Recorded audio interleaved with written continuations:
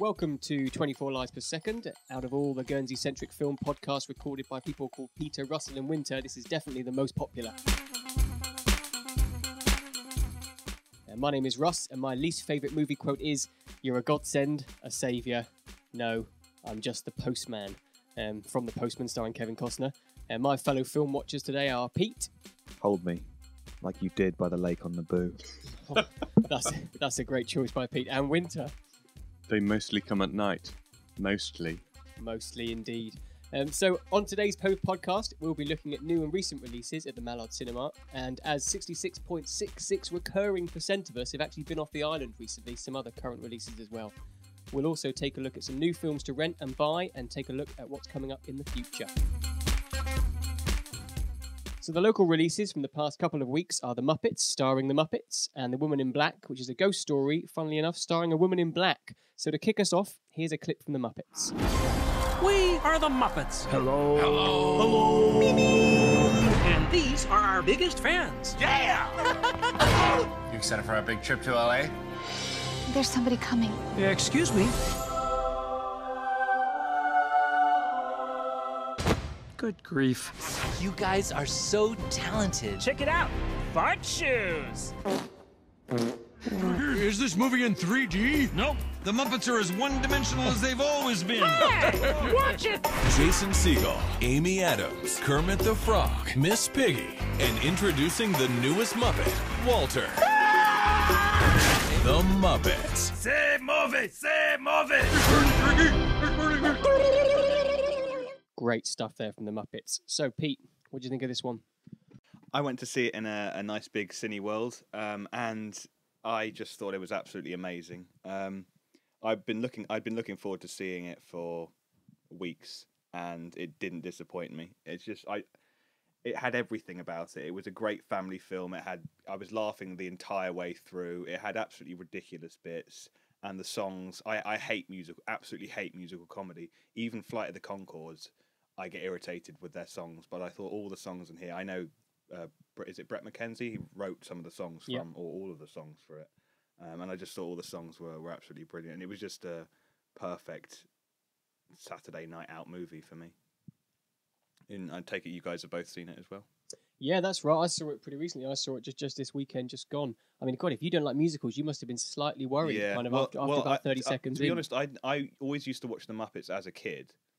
And, you know, I loved them. But then I sort of fell out of love with them and only got back into them in the last couple of years. And I was dubious about doing that, watching things like The Christmas Carol and Treasure Island, because I knew there was singing. Mm-hmm. And I thought, oh, can I live with this? Turns out, yes, I can, very much so. And I loved it. And actually, the Man or a Muppet song just won an Oscar, I believe. It won an Oscar for Best Original Song, which I think is great. I mean, that was of the film. That was a high moment for me. A song called "Man or a Muppet." That was hilarious. Absolutely hilarious. I thought that was. I mean, looking at himself, and Jason Segel's Muppet was absolutely fantastic. Oh, I could not stop laughing the entire way through. It might have been because of the song. It might have been because of that. It was perfect. And Jason Segel, I absolutely love him, and that's probably another reason why I was looking forward to it so much. But I was a bit worried because he's clearly a huge fan of these things. I mean, you watch him in Forgetting Sarah Marshall, the end bit he does with all the puppets, and he loves this kind of stuff. And I was really worried that he'd just get it completely wrong, but he didn't, and I loved it. I mean, I think the really good thing about the film was he had sort of the brains to put Brett McKenzie in charge of the music, because the music. All the big production numbers, they all have that sort of a wink and a nod to them. They know they're cheesy. They know this whole gang show, sort of putting on a show to save the theatre stuff. They know it's as ropey as heck. But the songs work. They're genuinely funny songs. I think a couple of songs are up there with the songs that appear in the Flight of the Conchords TV series. There's a definite, very clear sense of humour there.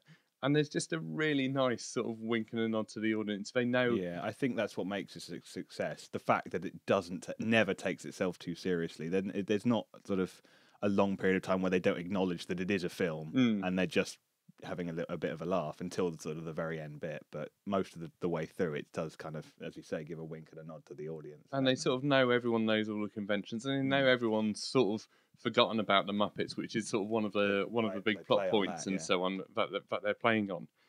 And I just thought it was just a really good, fun movie. Now, we had this odd sort of conversation afterwards where I couldn't remember if I've actually watched the Muppets or if what I'm remembering are all the lunchboxes and the Muppet Babies. Yeah. But even having said that, these characters are so ridiculously familiar that it still works. And I mean, one of the things I really like and one of the things I find really funny about Muppets is Muppet legs.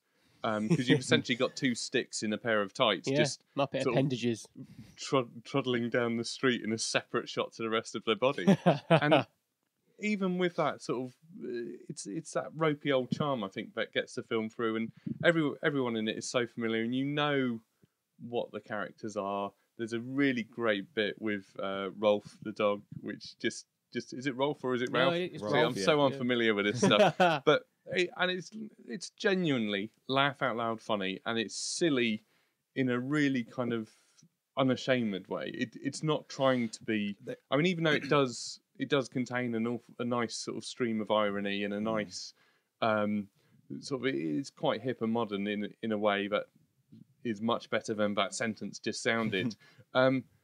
But it's good fun because it knows exactly what it is. They're not trying to be anything else. They're not trying to update the Muppets like I think in the film they're called the Muppets, the new updated Muppets with gangster stylings and such.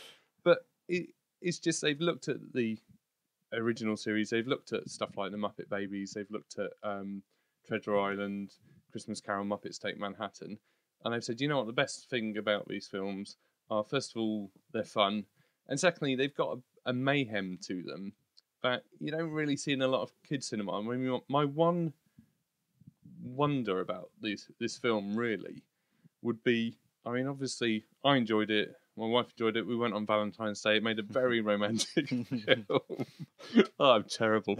But we wondered how kids would actually enjoy this film, because it depends what age, really, you know, because younger kids will just look at the things running around and it won't matter.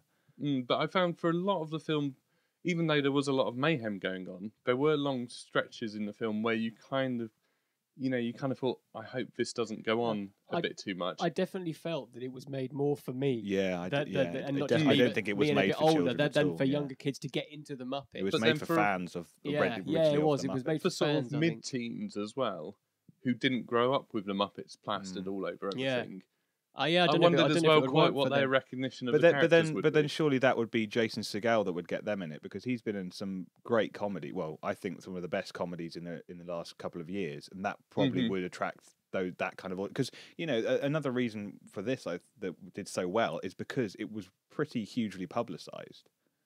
I mean, there was always adverts for the Muppet. I mean, and I think it puts it into the consciousness. I mean, these are even if you don't grow up on the Muppets, these are iconic characters, and when you see them all over the place, then it doesn't matter that you don't know them that well. You feel like you do, even if you. Oh yeah, and I think a great character. Like you were saying, you don't know, you didn't know. I can't remember if I'd actually watched it or not. It's in the general consciousness of everyone. Well, I like I say, I'm like you. I don't. The only thing I remember about the Muppets when I'm younger is I remember when they did try to come back onto telly as the Muppet Show when I was younger. Okay. And I remember having watched the Muppet Babies, as you say, always thought you'd like the Muppets. But then I remember when they did try to come back and do the Muppet Show, I remember it being quite a big thing Saturday night, I think it was, like probably BBC One or BBC Two.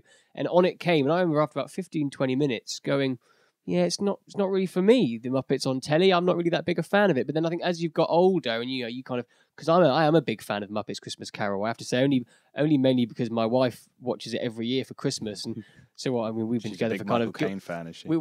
She's a big Michael Caine fan. We've been going for 7 odd years now, and so kind of I've seen it 7 or 8 times. And at first it was a real resistance. I don't want to watch the Muppets Christmas Carol. I'd rather watch It's a Wonderful Life or any a myriad of other kind of films at Christmas time. But then it just gradually, it's that, and it's the same reason why I ended up loving the Muppets. The film that we went to see kind of did this week just gone by, was that what. It at times it dragged a little bit. It got into the second half, and at times I was thinking, okay, that joke didn't quite work for me and stuff. But then as the credits were rolling and the lights came up, I turned to my wife and I just had a massive smile on my face because it was possibly one of the sweetest and loveliest kind of, last 10, 15 minutes I've seen in a long time. And I think, and it was just a really nice, happy, friendly, harmless movie. But it's quite difficult to write them without, I don't think it went into without being too cheesy, as it were, because it still had that anarchic. It was very close. Dave Grohl sat dressed up as Animal in the first half, and so that really worked for me. I mean, the only other thing I was potentially waiting for was I was always waiting for that one big cameo that never really came. Yeah, because it was Jack Black. And he was good, but I did think they'd get a huge celebrity. I was waiting for Clooney to turn up. Yeah, I was waiting for him to walk on as the host of their kind of thing, and that would have been like, that's amazing. George Clooney's kind of heading up this show they were doing. But like I say, all that aside, I thought it was great as well. Yeah. No, I think any film with Chris Cooper rapping in is just fantastic. And that's I think that scene really encapsulates the whole film, because you got Chris Cooper, renowned for playing Heavy Man, playing a character called Tex Oilman or something real subtle. Maniacal laugh. And they get him to do a rap about his evil plans, and it works because it's just stupid and funny. It's not trying to be too clever. It's not trying to sort of be a new kind of film. It just said, you know what works? It works when Gonzo puts himself in a cannon, Animal flying around like a mental. And that's something else I sort of hadn't caught on to with the Muppets, is just how, this is going to sound really pretentious, but for their time, just how diverse the Muppets were. Just, they've got this band that's essentially like a hippie band. Yeah.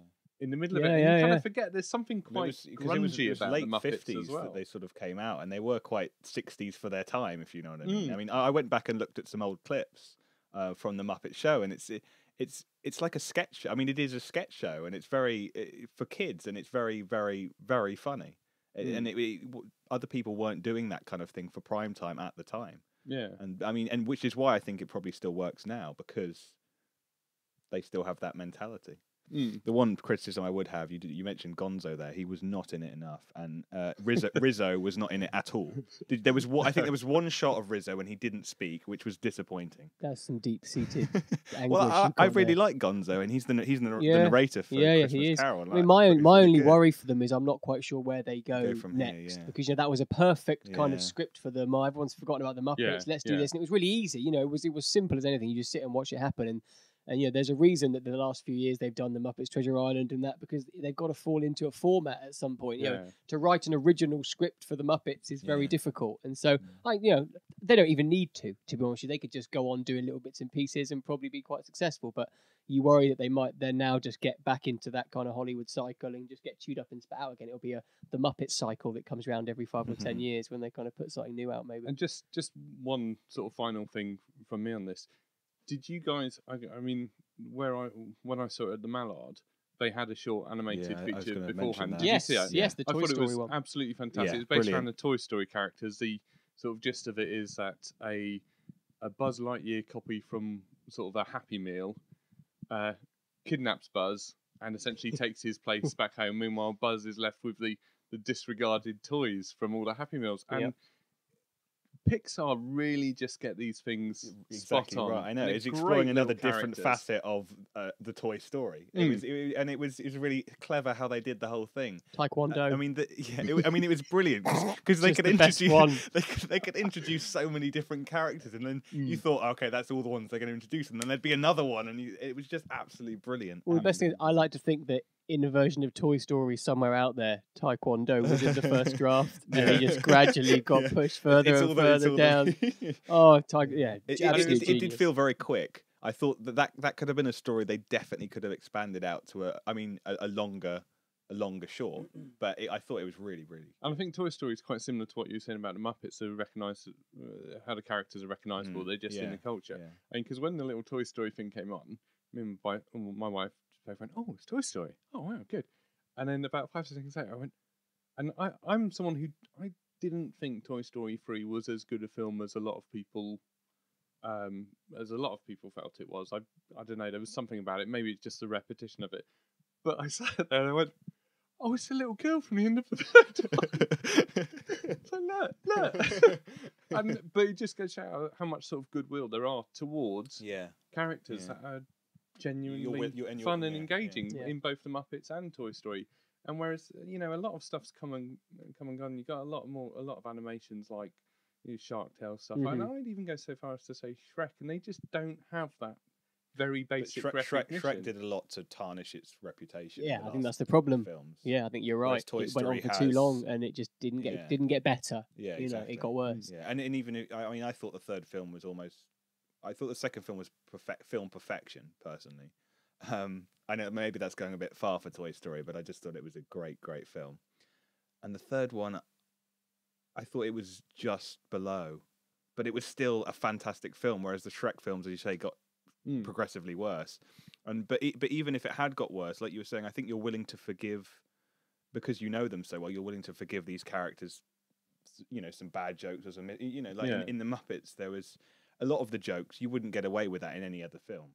No, let's travel by map. That was, that's really rubbish joke. I'm still using that one at home. But you think it's the Muppets, so that's fine. I don't mind. But that would be you'd say that was absolutely rubbish in another film. Let's say it was an epic movie or something. like that. No, you're right. Say that was absolutely shit. But it just works because you can forgive them. I mean, I'd recommend Muppets for the cinema. Yeah, 100%. For the short as well. It's worth just it good fun. Yeah, I think it's got 3 thumbs up there. Yeah. So from the Muppets to the Woman in Black, I suppose you can't get much of a larger step there. But let's listen to a clip of the Woman in Black. During afternoon tea, there's a shift in the air, a bone-trembling chill that tells you she's there. There are those who believe the whole town is cursed, but the house in the marsh is by far the worst.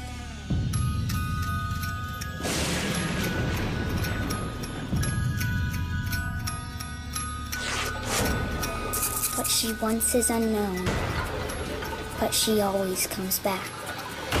The spectre of darkness. The Woman in Black. Scary stuff there from the Woman in Black. So Winter, I think both me and you took this in at the Mallard. What did you think of it? Okay, well, I'll just do a very quick little scene setting. The Woman in Black, it's your sort of classic, I think, Edwardian era ghost story. You've got a guy who's either a lawyer. He is definitely a lawyer. Or an estate agent. He's a lawyer. Maybe. Maybe I'm thinking of Dracula, but it's all of that same sort of... Was Dracula an estate agent? Harker was. I didn't realise he did that in his spare time. He did. He'll suck you dry. Let's not. Let's just no. Stop there. Right. Podcast over. Anyway, he's a lawyer who goes to administer the estate. That's right. He is a lawyer because he goes to administer the estate of a recluseful woman who's died, and of course he gets to the village where I believe it's called Eelmarsh House. That's right. House, which sounds just horrible. The village just before the house, and of course all the locals all look at him in that classic Hammer horror way of "Who be this stranger? Get out of here," etc. Don't go up to the big house. Definitely.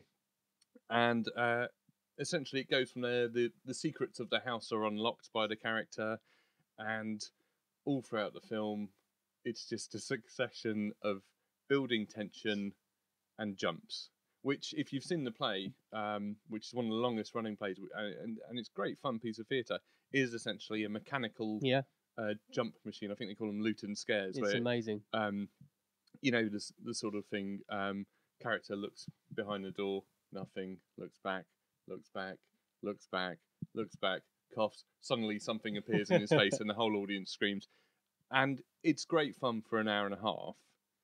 My sort of problems with The Woman in Black, and this isn't to take away from it at all. I think these are just things that make it a film that I probably wouldn't go back to. Mm-hmm. First of all, Daniel Radcliffe is giving a perfectly good performance, exactly the type of performance he needs to give in that role. However, he just is not believable as a widower of 4 years. Now, it's a bit of a shame because they could have changed his backstory slightly. I think. Well, yeah, considering that they've changed it from the play. You know, Jane Goldman, who's the scriptwriter, you know, she changed it in the play. It's it's Arthur Kipps who's kind of relating his story to I think it's almost like a stagehand or something that he's relating it to, and he's kind of relating it to him, saying, "Oh, this was such a scary thing. I need to tell you kind of now, so I don't have to kind of talk about it later or whatever." And he's not a widower in the play at the beginning, and it's kind of so to make that change seemed I agreed seemed kind of strange because it didn't suit Daniel Radcliffe at all. You know, to kind of have that he could have had a child in that kind of period of time, I suppose, but it was just a bit of a push for me as well. Yeah, I think the problem is. I think it's perfectly plausible that he would have had a child of 4 at the age at which he's at in the film, especially during the time. But there's just a weight of emotion on the character that Radcliffe just doesn't seem old enough because he is and it's not about his acting. No. Because he's a perfectly good actor. It's just he just doesn't have the lines on his face. I think even if they'd have had Robert Pattinson, if that's the audience they're looking for in the role, I think it would have, possibly just about worked there. Yeah. But would he have kept his shirt on? No. Possibly not, if it was Robert Pattinson. I mean, there is a scene where there's some... I'm just trying to explain it without giving it away. There's a scene of physical labour later on in the story. Yes.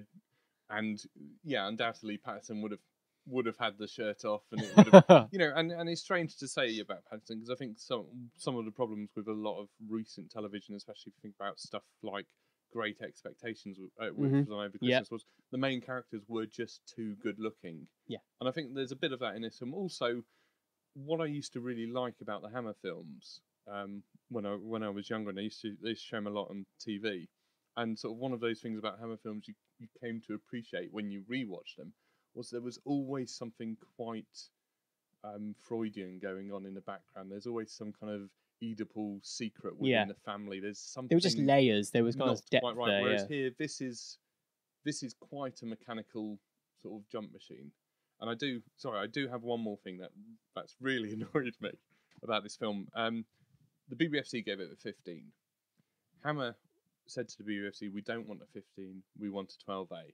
So they cut it only slightly. Mm-hmm. I mean, you probably wouldn't even notice if you put it side by side. No, you can imagine where it might have been cut. Yeah, having seen it, but you wouldn't notice it. And it is on the stronger side of things. I mean, it's a 12A, but if you take anyone under 12, you're a grossly irresponsible parent. I think. But what they've done is they've opened it up to an audience who I don't think are mature enough to sit through the first sort of half hour, which is quite quiet. Yeah. And I had to do the dad thing and tell some people off in the cinema, which I don't like doing. But there were a bunch of kids at the back who'd come to watch a Daniel Radcliffe film. Yeah. And this isn't Harry Potter or whatever else he's up to. I don't know what else he's up to. I couldn't name another film. Hold on. Funnily enough, I came up against... I hadn't thought about it until you mentioned it, but I came up against quite a similar thing because I saw it in Jersey at the Cineworld over there. And I was stood in the queue. I was stood in the queue and with my wife, kind of buying our tickets. And there were 4. They were probably older than 12. They were probably about kind of 15, 16 behind us. But you overhearing their conversation, they were kind of picking what they were going to go and see. And one of them was, go and see The Woman in Black. And they went, but it's a 12A. What's the point? Why are we going to see that? It's not going to be scary. It's 12A. And so they were kind of rating it that way. Yeah. I mean, they sat behind us and shut up quite quickly into the movie when they realised it was. But it's strange how the rating can affect it kind of both ways. But I agree with you. I mean, this is a film where a child sets fire to herself and another one poisons herself by drinking lye. It's not kind of light-hearted and fun. I mean, from my point of view, it's nothing new. Like you said, there's nothing massively wonderful about this film. I don't think it's not going to be talked about in 10 years' time as a high point in British horror. But it's very effective. I was certainly scared by it. I was kind of sat in the cinema and kind of a little bit cowering a bit and kind of looking at different parts of the screen when you knew things were coming on. Oh, hairs on the back of the neck. Yeah, definitely. Right, and literally you feel them on the back of your neck a couple of times. Because I think the production design is amazing. That whole house is like it's a haunted house. It's how it should be. I mean, they've gone to town on kind of the old Victorian style toys and the clowns and the close up of things making noises and. There is one of those figures in that film, one of these little ceramic clowns, and I just kept thinking that eyes were going to shoot out its head. They are. It's indescribably creepy. Yeah. This one little porcelain figure, and I thought, thank God I was born in the 80s with Lego and not these creepy bloody machines. But what I did like about it was, it never descended into anything. It didn't try to be anything else. It was always a ghost story. It's not torture porn or anything. It didn't go into any kind of real over the top violence. It kept itself kind of quite straight down the line, and so I enjoyed it. I mean, it's certainly, my benchmark of horror films these days is The Orphanage. I saw The Orphanage when it came out a couple of years ago, and I haven't been scared by a film like that for a long time, and not necessarily in the cinema, but afterwards. And so, after seeing that film, there were times in my house at night when I was thinking, I hope I don't turn the corner and there is a small child with a bag on his head with a face drawn on it, because I'm not going to be able to handle that. And whereas I did go into Woman in Black, because like I say, I did see it at the theatre, and I remember it affecting me slightly at the theatre when I saw it, because it was just a completely different type of experience than I've ever had before. And I was going to see the film, and I was thinking this might have the same effect as The Orphanage, and I was quite surprised that it hasn't. I haven't thought about it once since I saw it. Do you two both go to the cinema to be scared, to think about this stuff, Ada? Because I'm scared of enough stuff, and I do not watch. I basically don't watch horror films for that reason. I don't want to be scared of more things than I already am. I actively do. I like. That's not an experience I particularly enjoy, which is again probably why I wasn't too excited by this film. Yeah, I'm quite a big fan of horror cinema. I like being scared. I like being creeped out. Where to be positive about the film, where it did sort of succeed for me was it wasn't just another 12A horror. No. I find a lot of horror films are either sort of there's violence and it's a bit cliche to say this. Say it's sort of an over-reliance on violence and so on. But this was a proper sort of albeit quite mechanical, haunted house story. It reminded me of, strangely, the film I started thinking of was What Lies Beneath, that Harrison Ford thriller, that Zemeckis made in the middle of Castaway. And that, you had those scenes where they open the fridge, they close the fridge, they open the fridge, exactly. and there's someone there. And it's that kind of very much like that. Really well-made genre piece. And I think just the slight disappointment was, Hammer, when they came back a couple of years ago, they did let me in, but they also made a film called Awakewood with Aidan Gillen, which is a really, really creepy sort of country-based horror, similar sort of to say Kill List, just that kind of very unsettling type of horror film that I think I'll remember for quite some time. And when it comes up on telly, I go, you know what, you gotta watch this film. It's you might never have heard of it, but there's something going on here. Whereas The Woman in Black, I think, a bit like Warhorse, I think it's going to become a Christmas film. I think it's going to become like, your ghost story at Christmas type stuff. And I think for a family audience, deservedly so. I just wish there was a little more to it. Yeah, I think if they played this film in October in the cinemas, it would have gone mental. If they'd have done it at Halloween, they would have kicked this perfect Halloween film. Especially because like I said, a lot of people can watch it. It's like, I'm not saying 12-year-olds be watching it, but I think adults can enjoy it. Their teenage kids can enjoy it, and you could all kind of, if you like scary movies, obviously, Pete, I wouldn't maybe recommend it for you. You mentioned What Lies Beneath, because that's one of my favourite scary movies. Obviously, that's scary. Yeah, so, it is, but that's. Yeah, I don't know why, but I love that film for some reason.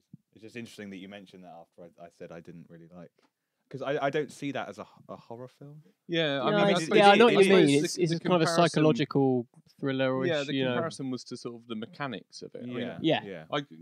Thinking about it now, that's a film I'd quite like to watch again, because I remember going, and again, I think it's because I had a very similar reaction at the cinema in that for an hour and a half you sat there and you jumped and you sort of hid behind your hands a little bit and went, oh my gosh, you come out, oh my gosh, that was pretty good. Right, we're going to get a bag of chips, fine.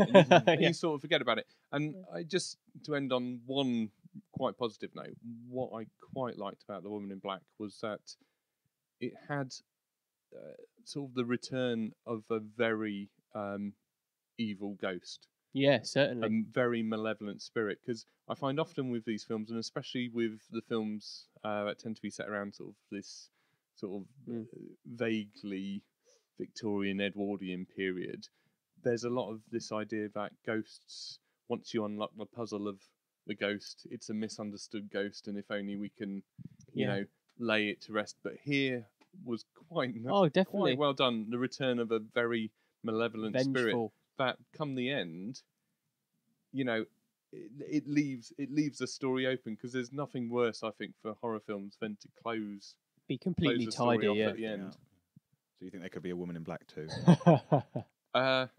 Or yes. the Women in Black. Men in Black 3's out in the summer. So anything's possible. It could be. Oh, great. The Woman in Black there. So now I think we've also seen some other new films that aren't currently showing in Guernsey. But I think Winter, I think you went to see Margin Call. Is that right? Yeah, Margin Call played at the Mallard, played for about a week. Just very quickly, it's a film centering around a finance firm in the States, a big finance house, and they're making loads of people redundant, including their risk and compliance department. And Stanley Tucci's character steps into the elevator, and as he's about to leave with his little archive box, hands someone a memory stick and says, "You want to take a look at this?" And essentially, the film takes place over one night, and it's this company realizing that the sums don't quite add up. It's based in 2008, and I'm not sure if it's supposed to be based on a real company, but I think what it did very well was, first of all, a very good look at the mindset of corporate America, and sort of how I suppose everyone was generally thinking at the time. Everything works, everyone's happy, there's always going to be money. Very interesting in the way it showed how corporate culture sometimes works. So the further up the ladder you get, the less you maybe know about the ins and outs of what's going on. There's a great line. Jeremy Irons sort of turns up later on as one of the big bosses at the bank and says, "Explain it to me like I'm an 8-year-old or a Labrador." And it's a really interesting look at just sort of the in-house politics of a corporate bank. And what it really reminded me of was the type of TV movie HBO were making a few years ago. They did a very good one called Barbarians at the Gate with Jonathan Pryce and James Garner, which was about corporate takeovers, a bit like, similar to Wall Street, but it was based on sort of a factual case. And it's just that kind of very solidly acted. I mean, it's Zachary Quinto's in it, Stanley Tucci, Simon Baker, Demi Moore. It's got a great cast, isn't it? Really great Kevin cast. Spacey plays a middle management figure, and he does it in that. I mean, it's one of those things you sit there and you realise what you really like about Kevin Spacey is he has no features. Yeah. He is a very indistinct looking guy, and so whatever character he plays, he brings a real ordinariness to it. And I think if you've probably seen the adverts on telly where he's playing 5 or 6 different characters. That's right, yeah. They work, because Yeah. he's done that. And the only person we've got who can do that is, I think, Paul Whitehouse from the Fast Show, which is why he does the equivalent of Eva adverts Yeah, as of well. course. But Spacey is just fantastic in it, and there's no showiness to any of the acting. It's all very matter of fact, very plain. It'll probably be out on DVD very quickly. It came out in America about 1.5 years ago, I think. But when it comes out, you should get hold of it. It's only about 1.5 hours, so it doesn't outstay its welcome. Some of the technical speak in it is a bit baffling, but once you realise you're on the same level of understanding as most of the characters, it's perfectly fine. A very good film, perhaps something good to match with a documentary like The Smartest Guys in the Room, etc. Brilliant. Great, good stuff. And I think Pete, like I said, I don't think this one's going to come along to the Mallard in Guernsey, but it might be one to catch on DVD. It's Cronenberg's A Dangerous Method. Yeah, I'm a very big Cronenberg fan, so this was a must on my to-watch list. It's basically about Carl Jung and Freud, and it's how one of their patients, or Jung's patients, Sabina Spielrein, something like that. It's basically how she affects the relationship between the two, innovative thinkers of the time. It's a hard one because I really, really enjoyed it, but I finished the film and I didn't know why I'd enjoyed it, and I didn't have anything that I could really recommend to anyone to go and see it, which is odd, really, because the plus points were the acting I thought was brilliant. Keira Knightley's come off under a lot of fire in this one because she kind of overacts, which she does in the first 20 minutes, but you kind of get used to that, and that seems to be her character as the film goes on. And by the end of it, I actually forgot it was Keira Knightley, which to me always signifies the success of an actor when you forget it's an actor or the specific person, celebrity, whoever it is. It wasn't a particularly Cronenberg film. No body horror. One bit was when I won't give away who, but one character loses their virginity, and there is a close up of the bodily fluid that is lost after that event, and that is the only Cronenbergish feature of the film. But it's a very lingering close up of that particular. So would the fluid. BBFC call it mild body I horror? don't know. Mild I guess Cronenberg. I guess so. Love? Yeah. I don't know. Really. I don't know. Mild fluid imagery would be the one, wouldn't it? I think There's that's the some mild technical peril. term. Yeah, there's some mild peril in there. I think you speak to a lot of people that say it was more than mild peril.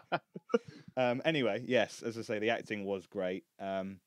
It's a very talky film, but the dialogue in it is very sharp and it's quite witty. There's some funny bits in it.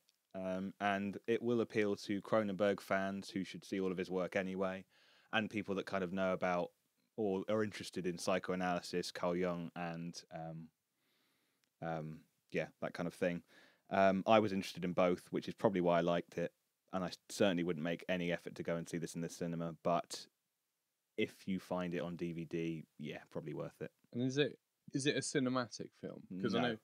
No, right, it's really not. I mean, you can tell he kind of tries to use lovely locations in Vienna, but it's not completely necessary. It's not about that. It just happens to be where they are. They're in different places. They write each other a lot of letters. They go and visit each other every now and again, and they're in these lovely houses and great scenery on a boat in a lake. But it's he tries to be cinematic in it because I think there's nothing else to put in it. Right. So it's sort of cinematic in the sort of a production value sense, rather than in the way that something like The Social Networks, even though it's a very talky, weighty film. Yeah, no, it's not something that you need to see on. I think it would be perfectly good to watch it on a DVD on a screen at home. It doesn't have any. I probably enjoyed it more because it was at the cinema, possibly, but I don't think it would enhance it enough to warrant going to see it. Okay, so from a very talky film to one that I managed to catch up with a couple of weeks ago, which was certainly not very talky, which was The Artist, which obviously has a lot of people who made that are currently waking up with sore heads, probably from the Oscars, having kind of swept the boards in all the major categories. I don't know, it's difficult. I mean, I can sit here for 10, 15 minutes and tell you how good it is if you like, or I don't really know because everyone says it's good, and you hate sometimes joining in and saying how good it is. But that's why I haven't seen it, to be quite honest. I just... but yeah. See, I'm really that's looking the problem. forward to it. I'm looking forward to it also, but that's why I haven't seen it already. You suffer from praise fatigue, yeah, and you go into it. And I was a bit going into it. I was thinking, I really do hope I enjoy this, because if I don't, I'm going to hate myself, because I feel like I should. It's got everything right. It's a lovely little film, and it's got, it's silent, it's black and white, it's all this kind of potentially highbrow, pretentious stuff. And do you know what? It's not pretentious at all. It's a really lovely, sweet, fantastically made film. I mean, there are moments in it where I was pleased, forgive the pun, I was actually speechless, like in watching it, because there are just some moments, and funnily enough, the moments that are the best are where there's sound involved in it, but in a very clever way. And I don't want to give any of them away, because they were such a surprise, and they were so brilliant that it's kind of, you sit there and you watch it. And if you can see it in a cinema, I would, because there's nothing better than sitting in the cinema in silence while there's still a film going on. Is it complete? No, there's music, there's score almost all the way through, but when there's not, it's silent. That's the hard thing to kind of get your head round. It's like when they're obviously trying to emphasize something, or it's a very dramatic moment, they will cut that, because the score's very 1920s music. It's kind of a bit of jazz and so on. It gets very dramatic, and it's obviously leading your emotions in the way that kind of silent cinema does. But it's at its best when it's silent. It's at its best when nothing's going on. There's a dog in it. I'm sure you've seen the dog. Yeah, the dog is fantastic. He gets shot. Not really. He plays around. He does a few things. I mean, I was going to say he gets shot. Well, My God, do I want to see this film? Well, see, you'll watch it, and you'll probably, your heart will melt at the dog. I mean, the guy, Jean Dujardin, who just won the Best Actor, he thoroughly deserves it. He gives it all the charisma. He gives it all the pain. He's just so full of expression. I had a bit of a conversation with a friend of mine on Facebook last night, who's not a big fan of The Artist. He's actually involved kind of in the industry, and he's part of PR and so on. And I said, what's your problem with the artist? Because I went to uni with him and he never really liked black and white movies. He never really liked subtitle movies. So I was like, is that your problem, that it's black and white and kind of got title cards, subtitles? And he said, no, my problem with it is that it won best screenplay at the BAFTAs. And it's a silent film. And I said, well, yeah, but that's why it won best screenplay at the BAFTAs, because screenplay is about the movement, the expression, the way the camera moves, the setting, everything. It's not best script. And exactly, Pete. That's exactly why it won best screenplay. And I'm surprised it didn't win best screenplay last night. And I can't remember what did. Best adapted screenplay was The Descendants, I think. But whether this is original, but I can't remember. I don't think it won it. But no, like I say, it is coming to the Mallard from the 9th of March. Better late than never, but I would certainly say go and see it. Yeah, see, I'm really looking forward to the artist because I mean, I know what you mean about sort of praise fatigue, because I'm one of those people who, I really, really liked The Mighty Boosh, and then there's the tipping point when everyone likes The Mighty Boosh, and you go, oh, it's a bit much, isn't it? Do you know what I mean? And I was really excited about the artist, and then I saw The Dog was on Graham Norton, and you're kind of like, oh my God, like everyone loves this film.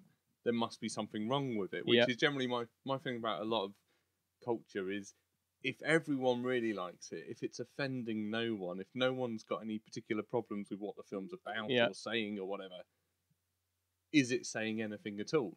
And one of my fears is that it will just be quite empty. My other fear, and please tell me I'm wrong about this, and I presume from the awards and the praise it's received, but it's not.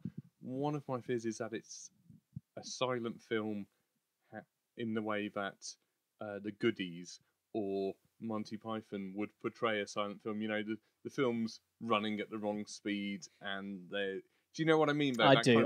Hackneyed. In a way, that's why it's like the anti-Muppets. Yeah, right, because it's not a parody. It's not knowing. In that sense, everyone in it is acting as if it was being made as a silent film. In fact, the only like I was saying, the only winks to the fact that it's being made now are the slight technical kind of things it brings to the table in terms of how it plays around with audio sometimes, and kind of sound, which for me made it better, because I like the fact they did that, and like I say, it's more about this kind of the effect it gives you. I mean, because it's a very simple story. It almost echoes Singing in the Rain. It's about the advent of talkies coming in the movies, and this guy kind of for whatever reason is not able to be carried through on that, and obviously his decline is mirrored by this young starlet's rise, who he kind of made into what she was in the first place. So it's a pretty formulaic story, but it builds and builds and builds, and from this light and frothy opening, it actually hits some quite serious and dark points towards its kind of conclusion, and then ends on a really interesting note. That's what's good about it, because it could have just ended super sweet and really nice, and it kind of does, but there's a slight twist there, which I almost didn't get in the cinema, and I was kind of like, oh, what's that about? And then you kind of walk, oh no, of course, I understand now. And so yeah, like I said, go and catch it at the cinema, because I would do, just for the experience of sitting there in a cinema and kind of enjoying a silent movie, because it's certainly worth it from my point of view. So it's time now to take a quick look at what's new or coming up on DVD and Blu-ray. Pete, what are you looking at? Well, I've got 2 picks today. One of them is called In Time. I believe that is coming out this week. And it's a film with Justin Timberlake. I'll start off by saying that. But it's also a sci-fi film with quite a good concept, which is that you have to essentially pay. You stop aging at 21, and you have to pay for any time after that. And I really like the concept, and it starts with their struggle and how, they live in squalor because they have to sacrifice nice things for time, or vice versa. So it's quite interesting. And then Justin Timberlake manages to get lots of time from a really rich person, and then that's when he goes into the rich areas, and from that point he becomes a kind of outlaw, and it's just a big chase movie.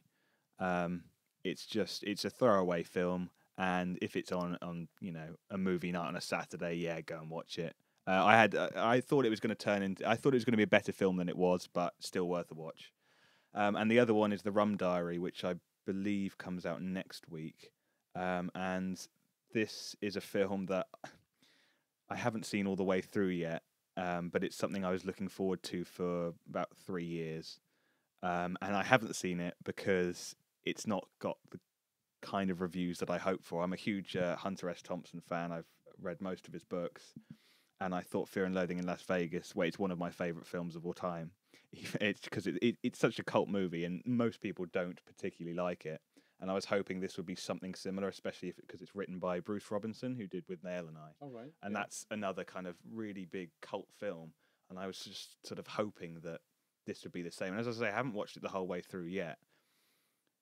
And it actually starts better than I imagined, because I don't know if either of you have seen the trailer for it at all. Yeah, it looks this kind of flash guy who turns up in Puerto Rico and he drinks a bit and there's sexy and that's not what the Rum Diary is at all for me. The Rum Diary is this kind of grotty, horrible Puerto Rico that he kind of slums around. No one really knows what they're doing, and it's just all a bit horrible. And as I say, I've watched the start of it, and it does look like it's going that way, which is good. And I hope it continues that way. But I'm just really worried that it's going to have a horrible Hollywood ending to it, and it's just not going to match the feel of the book at all. And another thing that did irritate me was the fact that Bruce Robinson, he also did this screenplay for it, and he wrote all the dialogue in it.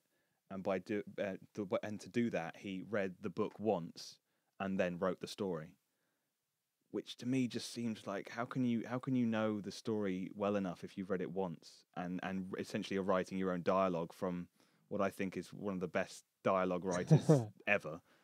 I mean, he does well from what I've seen, but yeah. I mean, I think if you're a Thompson fan, watch it because you'll probably enjoy it. And if you're a Depp fan, watch it because you'll probably enjoy it. Although Johnny Depp looks far too old. I know he can play a young guy, but Thompson's supposed to be about 22. Should he have swapped with Daniel Radcliffe in A Woman in Black? Possibly, Maybe. Yeah, possibly. I don't know if Daniel Radcliffe could have pulled off the drunken behavior. Although apparently he had a drinking problem. Well, you never know. Well, yeah. Well, maybe like I say, well, if you finish watching that one, catch up and let us know kind of how it ended. If it went the right way or the wrong way. Because are you quite precious about book adaptations? Yeah. Then? Well, when it's Thompson, yeah. Because I've been wanting this film to be made for absolutely ages. Right. Okay. And it's been Johnny Depp's been trying to get it made for ages, and it because he got Bruce Robinson to do it. He got him out of retirement because he did With Nail and I, and then he did another film. I can't remember what it was. It was a Hollywood film in 90 something, and he never directed since because he said it was such a horrible experience that he didn't want to ever do that again. Johnny Depp actually pulled him out of retirement and said, "I want you to direct this film because I think you're the only person that can."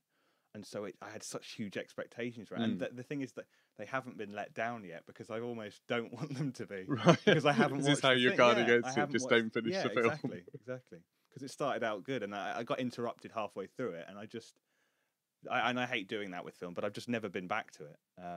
But, you know, if you like that kind of thing, I think it's definitely worth checking out. Because it looks... If you watch the trailer and think this does not look at all what I thought, then I'd watch it anyway because the trailer completely, as far as I'm concerned, completely missold it because I was absolutely devastated when I saw that trailer. Okay, interesting stuff. Winter, what are you looking forward to? Right, okay, I got two. One's just come out, I think about a week ago. Masters of Cinema, yeah, I know. I love their DVDs. They're brilliant. They're British Criterion.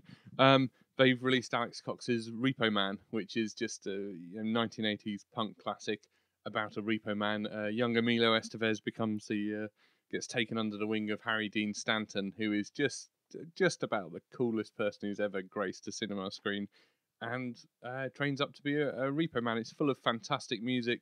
The DVD's crammed with all sorts of interesting bits and pieces, some new interviews with Alex Cox, who he used to present BBC Two's Movie Drone before Mark Cousins used to present it.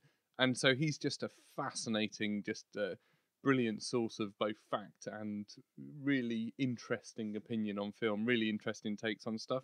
So I'm quite looking forward to that because the DVD I've got of Repo Man at the moment is terrible. It's just one of those films that they never quite seemed to release it. And when it came out, it was on some rubbish bare bones disc, tells you nothing about it.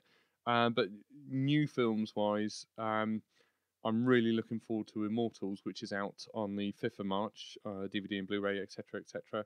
Now, I caught this one when it came to the cinema, and I thought it was absolutely fantastic. It's telling, it's the old Greek myths about clashes between men and the gods, and the Titans are in there, all locked away in a mountain, ready to come out. Mickey Rourke is in there as the bad guy, playing for the type of, it's sort of a sword and sandals type film, but he plays a really, really sadistic bad guy. I mean, I don't think I've seen a film in quite some time with quite as unsavory a villain. Okay. And in a kind of a, not just in a violent way, but it's got a really mean sort of sexual streak through the film as well.